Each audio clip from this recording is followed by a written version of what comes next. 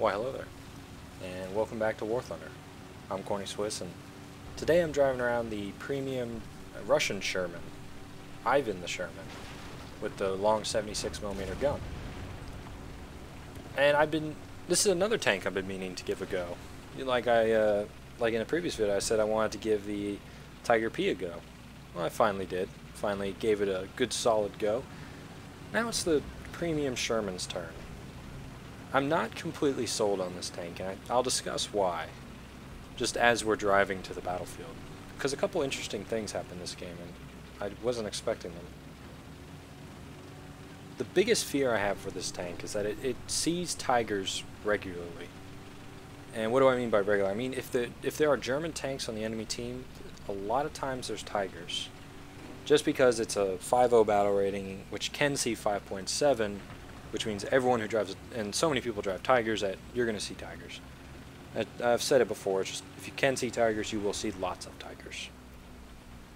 That being said, the gun, in theory, can deal with the front of a Tiger at medium to close ranges.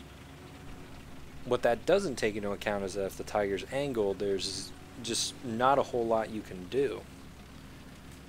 So I guess the issue is that even with the highest penetration shell that this gun slings, Tigers are a serious issue. And you will see Tigers in this tank. So that's something to keep in mind. And the armor isn't outstanding. The armor, honestly, isn't, in my opinion, that good. But it does have a good gun. It has a very quick turning turret. And it's another just jack of all trades. It's just against Tigers it's not that great. Now this is the first interesting thing that's happened. Why are so many of the enemies in the middle part of the map? Why aren't they camping the ridge? I mean, hit that shot, that was cool. Why aren't they camping the ridge to kill us all in Death Valley? This is weird. That's what people always do on that side from the southern part of the map. What?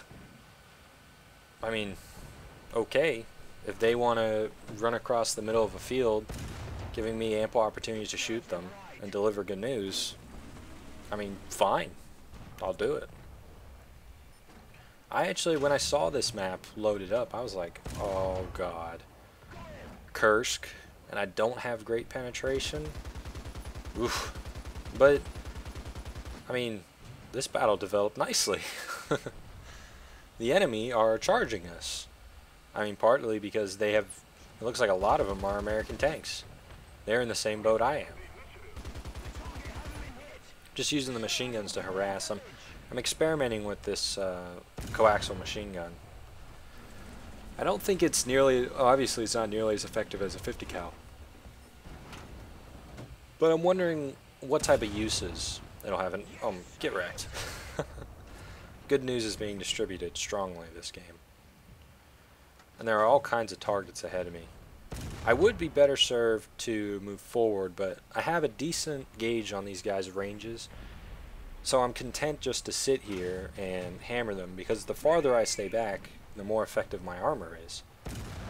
And, I mean, when I'm getting the side of KV-85s and lighting them on fire, that's always a good bonus.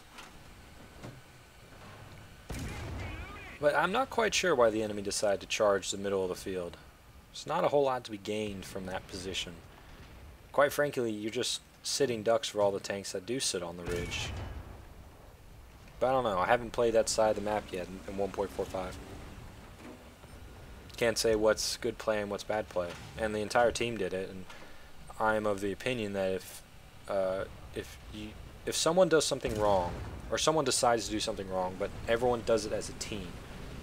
So if you make the wrong decision as a team, and everyone goes along with it 100%, I think that's a better decision than some people making the right decision and some people making the wrong decision and there being a split. It's kind of like if you decide to play a game of War Thunder insanely aggressive, just everyone go, go, go, go, go. I've seen it done many times in World of Tanks. if the entire team decides, hey, we're all just gonna YOLO mad rush through the magical forest on old Malinaf, or on old whatever that map was, you know, the magic forest. We're just gonna YOLO it really hard. And if everyone does that, you generally win really, really hard. So it's the only time it doesn't work is when only a couple tanks charge forward, they get killed, and then you're stuck in a camp fest and now you're 2 tanks down. So on that token, I guess maybe it was the right decision, because it seems like a lot of the enemy tanks came here. Either way, this T-3457 is giving me trouble. I should be just shooting at his turret or his sides, because I can't imagine that his sides, with that much being shown, are thick enough to bounce my shells. But he gets blown to oblivion. Good news delivered. We're going to see a lot of bombs this game. But there is a medium tank over there. It's a, what is it? It's a Sherman with the 105. It's a derp Sherman. So, we're going to see more of him. Ooh, excuse me. Don't worry, we'll see more of him. Right now, though, myself and the other Sherman are advancing across this field. We know the enemy do have some tanks on the ridge to our left, but we're hoping that those get dealt with by our tanks over in that part of the map. There's that Sherman again. Drops out of view though, so I just kind of sling a shell at the artillery.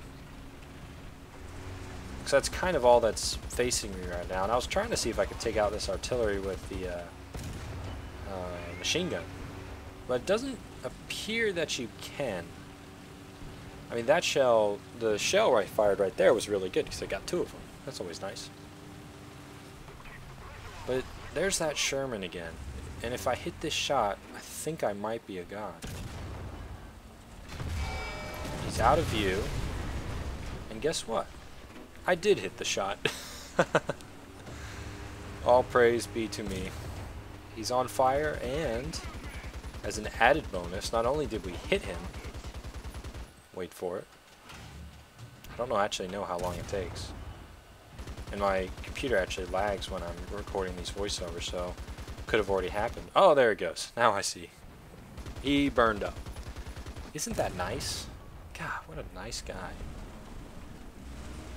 So that's my shot of the day. At this point, I will start missing every shot. Not actually, but I should, because I've used all of the shots I can have in that, or all the luck I can have in one single shell right there. Now, an unfortunate thing is happening off to our left. Enemy tanks are dealing with our guys on that side of the ridge. It's a little bit of an issue. And I thought I was going to shoot down this IL-2, but like I said, I already used up all the luck I had. And I definitely hit him with that shell, but it must have just nicked him or something, because no dice. A little unfortunate. But enemy tanks are starting to come back towards their cap. T-3457, dangerous tank, but I certainly can deal with them. Especially at this range, I feel very confident putting rounds on target. So my first shot hits him, and now he's trying to, not quite sure where he's going. Maybe changing what it looks like. Trying to be a sneaky bastard. But he does show me enough of his tank to put a healthy amount of the good news square in his face. Just using the machine gun to harass him a little bit before I get my next shot off. He is well and truly disabled at this point. I think he was just trying to ram me, maybe flip me over, trying to put arty on my head. But, I mean, ripping pepperoni. He got the good news square right in the face. He came for rush delivery service.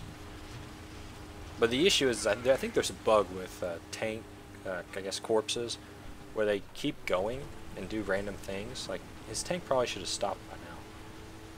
But he was actually, like, still running into me, so I had to back up and turn so that he could go on his merry way with his burning hulk of a tank. So we have a team, myself and this T-3457 are now turning to try and aid our friend who is trying to cap. But there are bombers in the air, so being anywhere near the cap is actually really dangerous at this point. To the point where I don't really want to go in there. Trying to get some hits on this IL-2, but it looks like the allied plane there is going to commit holy Sudoku on account of his plane being on fire and borderline useless. And he rams the shit out of that IL-2. And I take a hit in the back from another Sherman. This is a Long 76 American Sherman.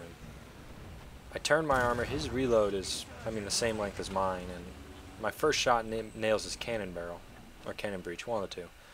The Jumbo is coming down the hill. Now the Jumbo has a lot of armor on front, but I was thinking that because he's angled downwards, I'd be able to penetrate his front plate.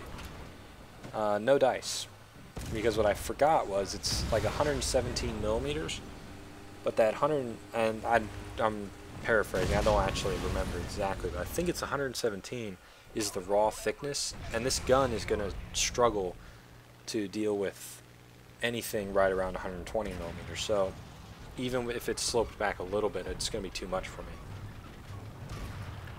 So I got knocked out by the Jumbo. Ripping pepperoni. Now what I want to do, I'm going to bring out my T-34-85, and we're actually going to cut forward a little bit, and the reason is because I'm going to have a long drive here. I'm basically going to drive from our spawn all the way around the eastern ridge here and run all the way there to help the teammates make that final push into the cap, and we've already made the jump because I'm bad and I talk too much. There's a M4A2 Sherman, which interestingly enough is actually the same Sherman that the Germans have as a premium, so if you ever see that, this is the same tank, so I guess it made its way into the game in a free version as well, which is cool. But now we have the enemy are well and truly on their back foot. We're slowly grinding them out, eliminating their tanks one by one. There's tons of our vehicles over here, and I'm pretty sure I have enough points to spawn in a different tank. The reason I took the T-34-85 was because I wanted some speed to get over here quickly. If all things being equal, I probably would have taken the SU-152 because I could just derp everything, and there's plenty of allied tanks ahead of me that it would have been an ideal situation for the tank. But I thought the game would be over by the time I got here, so I jumped in the T-34-85 to just get over here quickly. And we're going to start putting, hopefully, effective fire into this SU-85, who is really trying to hold back the Horde. Very difficult task, and he's not going to be able to. Rip. Though because, at this point we have a ton of air support, we have tanks on the ground. Basically the only thing the enemy are threatening us with is their bombers and things like that, like this P-47, which is unfortunate because it carries a lot of ordnance. But I think when you have, it's an issue having too many planes in the air. It's not an issue having too few tank. There's an issue when you have too many planes in the air and not enough tanks. I don't think there's an issue when you have like no planes and a bunch of tanks, because ultimately ground forces games are won by the tanks, not the planes. The planes can't cap, and the planes don't carry enough ordnance to sort of one shot to just destroy the entire enemy team. And you can have flak trucks. So I think at this point the enemy are just running out of useful tanks. They're spawning in AAA, which I guess is useful because we have a bunch of planes in the air, and bombers and things like that. But once we cap this, the game's over. So we're just gonna polish up that cap. Here comes another Jumbo. Now I kind of learned my lesson. I'm not going to try and shoot for the hull. I'm going to try and hit the gun or the turret. I don't think I can actually penetrate this guy at this range anyway, but yeah, but I'm just going to give it a go. Maybe he won't shoot at me. Kind of can't wait to get the Jumbo. I don't know how good it'll be, but I still want to get it. You know, I want to get every tank. Except the 2 premiums I don't already have. I really don't want to buy those. But anyway, that was a good fun game. It was actually really interesting how the enemy tried to take the middle of the field for some reason. Don't know why that was. But I got all these juicy experience points that I can't use on anything because I'm just that bad. But anyway, I hope you enjoyed the video. It was a very fun game, and I felt like a good go for the premium Russian Sherman. And I unlocked my M4A2. Yeah, I did. Sweet. And now I'm going to start unlocking the next Sherman, just because it's a 5.0 battle rating, and I really like the Shermans. So, anyway, thanks for watching. I've been Corny Swiss, and I'll see you next time.